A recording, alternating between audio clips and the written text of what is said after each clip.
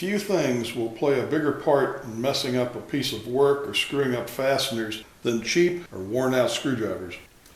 These are soft, they're easily bent, the blades on the screwdriver can distort and will tear up screws. The best place for these is in the trash can. I keep a few of these around just in case I need to pry something open or make a special tool out of them. And years ago I took one of these and I modified it with a notch in here. It's very similar to what you can buy now in some of these sets of security bits that fits a special type of fastener where the manufacturer really doesn't want you to take it apart. These have been neglected. People have attempted to change the shape or grind them. This one's worn almost to a point.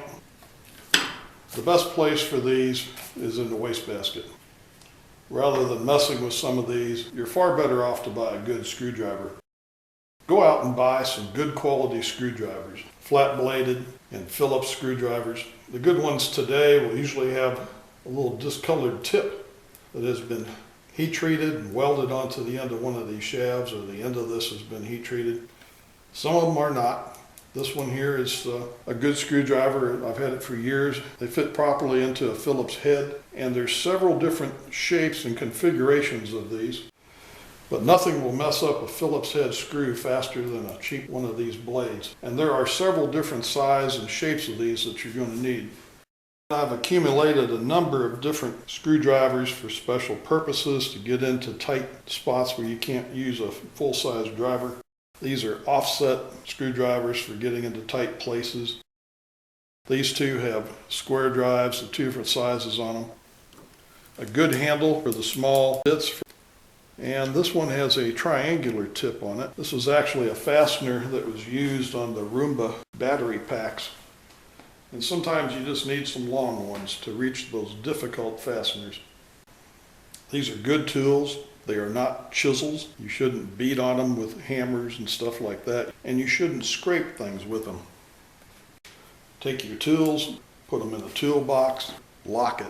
Hide the key. Make it off limits to your kids and to the rest of your family. I was working overseas and I had a limited number of tools. And I came home one day to find my wife had decided she had to scrape something out of concrete. And she had picked up one of my best screwdrivers at that time.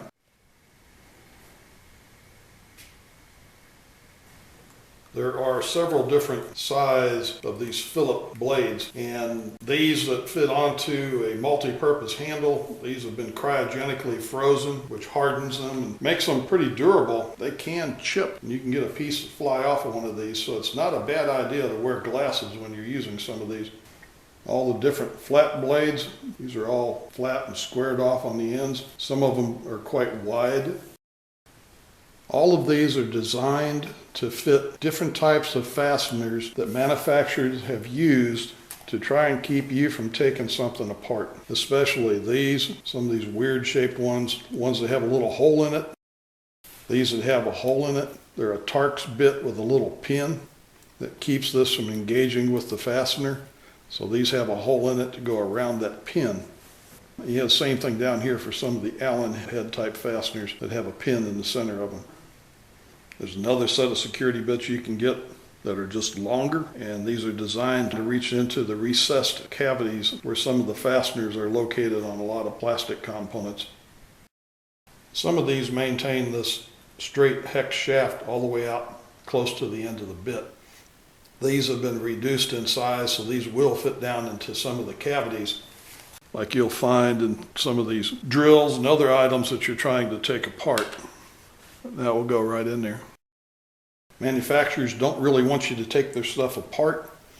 They may use one type of fastener here and another size on another part of the tool or whatever item it is you're trying to take apart. Another example where the manufacturer has used one size fastener here and a smaller one here and here. Sometimes it's not quite so obvious how you need to go about taking some of these items apart. This is a small Phillips head fastener here, but if you take that out, it still won't come apart. If you feel this label right here, there's a little indentation right about here. Poke a hole in there, you'll find another fastener hidden inside there.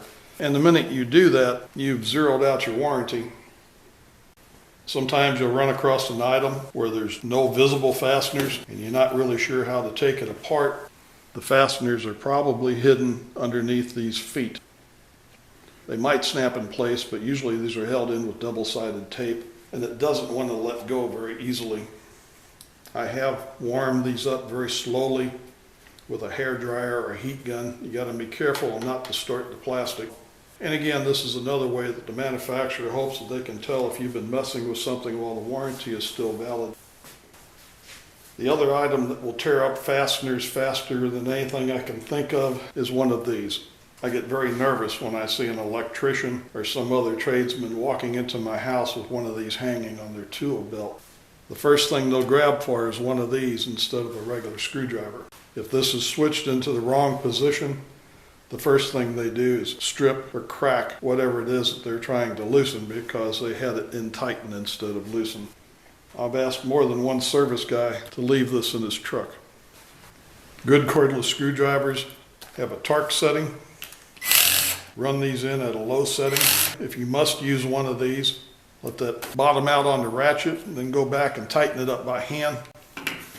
It's going to be a lot easier for those sheet metal and plastic items that have metal fasteners. Some of these are sheet metal screws and others are intended to be used in plastic. They have a very fast thread. And there is a right way and a wrong way to reinstall these. Some of these have a self-drilling point on the end and they will cut their own threads when they are being installed the first time. That's the first time. If you just blindly install them any way they happen to fit with a cordless screwdriver or even by hand, you can cut a new set of threads. And if you do that 2 or 3 times in a plastic or sheet metal item, you will then have a stripped thread. So there's a right way and a wrong way to put these back in. You can take out one of these fasteners. This is a Torx type fastener. This is a screw that's made for plastic and it will cut its own thread when it was first installed. When I put this back in, I don't want to just start turning it, or it could start cutting a new set of threads. So we want to time that fastener. I turn it backwards until it clicks. Turn it backwards and it'll click. As soon as it clicks, that thread has engaged and now I can start to tighten it. I put it in the screwdriver and very gently snug it up. You don't want to over tighten it, you'll crack the plastic.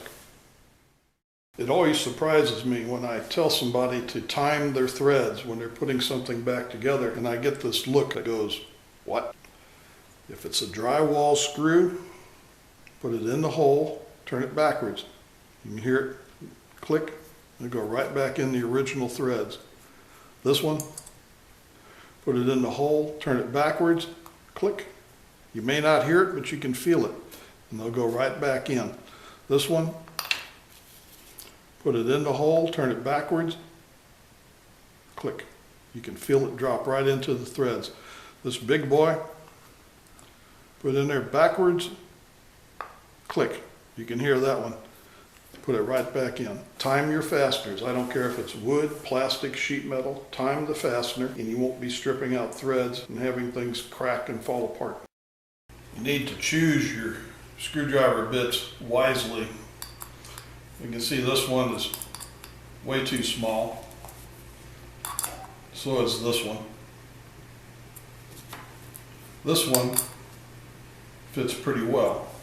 You come up to the next screw, it fits pretty well. This is very loose. This bit actually fits these first two quite well. Kind of loose in here. Certainly loose in this big guy. So you go to a bigger bit that shoulders up and you get good contact between the blades of the bit and the cross slot in the screw. And we can see a normal screwdriver, it barely fits in this screw. It's way too loose. It's certainly too loose in this one. And it fits these first two pretty well. So there are so many different combinations. You find a bit that fits these Gets good contact between the blades of the bit and the cross slot on the screw, and you'll minimize damage to these screws and to your screwdriver, and you'll make life a lot easier later on if you decide to have to remove one of these. Murphy's Law dictates as soon as you mess up one of these Phillips head screws, you will need to remove it. When you're doing sheet metal, that's a self-tapping screw, so you don't want to cut that thread twice. Stick it in there, turn it backwards till it clicks, and you're back into the original threads.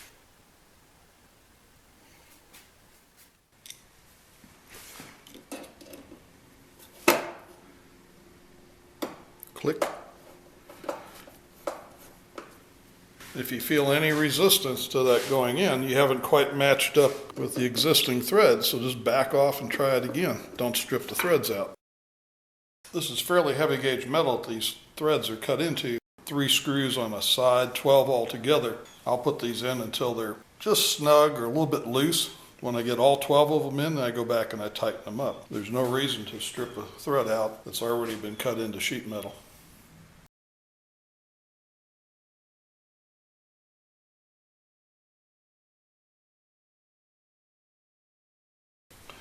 Nuts and bolts. You put them together, turn the bolt backwards, goes right in. Turn the nut backwards, click, goes right on.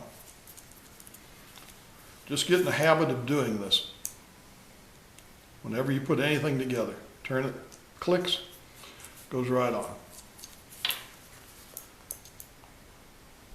Turn it backwards, click, goes right in. Granted, finer threads are sometimes easier to cross thread, but I've seen large nuts and bolts on equipment, machinery, casing, pipe, so large you would never dream that it would be possible to cross thread it, but it is. If this gets cross threaded on this bolt, those threads can gall, weld themselves together, and then you may not be able to get this back apart again without breaking it or damaging a piece of equipment.